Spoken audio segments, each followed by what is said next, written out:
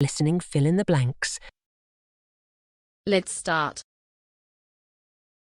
Countries that have only recently begun the process of industrialization typically see an increase in life expectancy and a fall in child mortality rates as a result of improvements in medicine, sanitation, and food supply. Birth rates remain constant, leading to a population boom. Developing countries that are farther along in the industrialization process begin to see a fall in birth rates due to factors such as increased education and opportunities for women outside of childrearing and a move from rural to urban living that makes having large families less economically advantageous. Finally, countries in advanced stages of industrialization reach a point where both birth and death rates are low and the population remains stable or even begins to decline.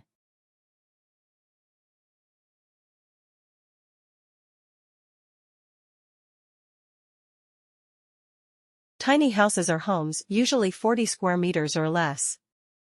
A popular construction style is to build them on a trailer base. This allows them to be classified as road towable vehicles and avoids many of the complications of building a permanent home with foundations. Others are log cabin style or shed homes, and some are even built underground. They are much cheaper than traditional housing. The average tiny house price tends to be around £35,000. And result in much cheaper living costs. This can free up time from the obligation to work to pay rent or a mortgage.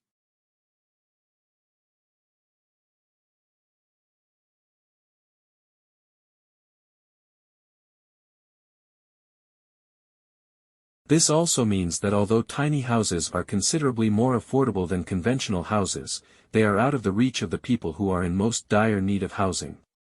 If somebody is unable to save up the average deposit for a brick house, they are not likely to be able to summon this amount for a tiny house either. What's more, you can't borrow money through conventional mortgages to build tiny houses because they are not attached to land, which is the real asset that appreciates in value over time.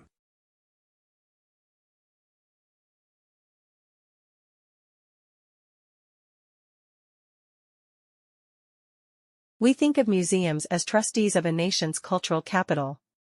Curators choose and preserve artifacts for the benefit of future generations.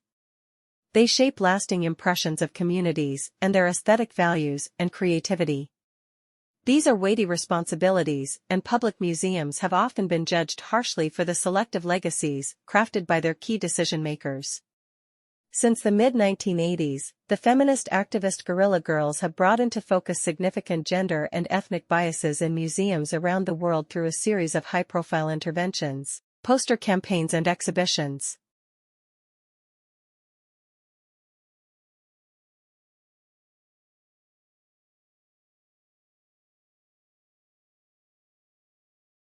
This is not unprecedented in the case of museums that provide snapshots of the contemporary.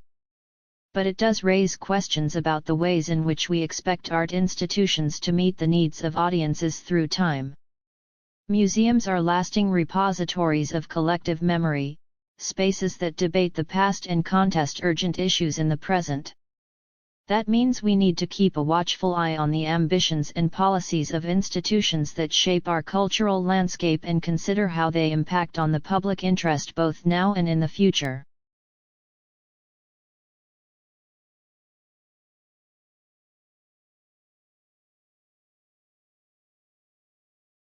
Antibiotic resistance is a growing problem seen in many different types of bacteria.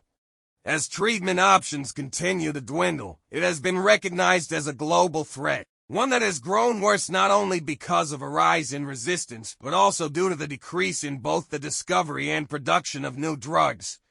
Analysts have estimated that if no new antibiotics or alternative treatment strategies are found by 2050, 10 million people a year will die from antibiotic-resistant infections. This will be more deaths than from any other single cause, including cancer and diabetes.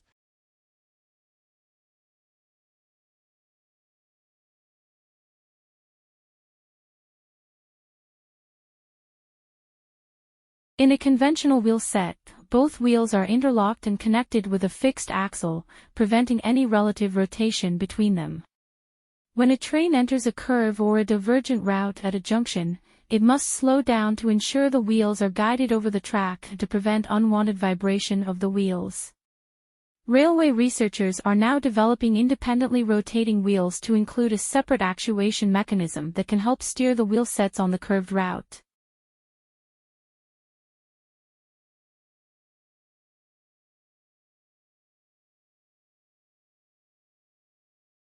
With such innovations, we could introduce trains that are able to adapt to the changing characteristics of the line in order to maintain high speeds throughout most of the journey and avoid those annoying stop-start periods of travel.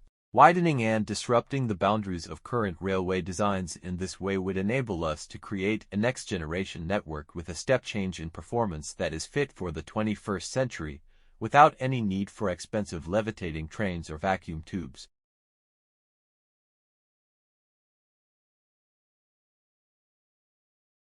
We think of museums as trustees of a nation's cultural capital. Curators choose and preserve artifacts for the benefit of future generations.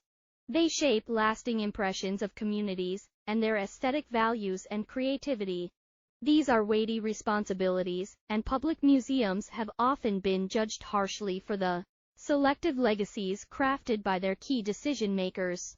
Since the mid-1980s, the feminist activist Guerrilla Girls have brought into focus significant gender and ethnic biases in museums around the world through a series of high-profile interventions, poster campaigns and exhibitions.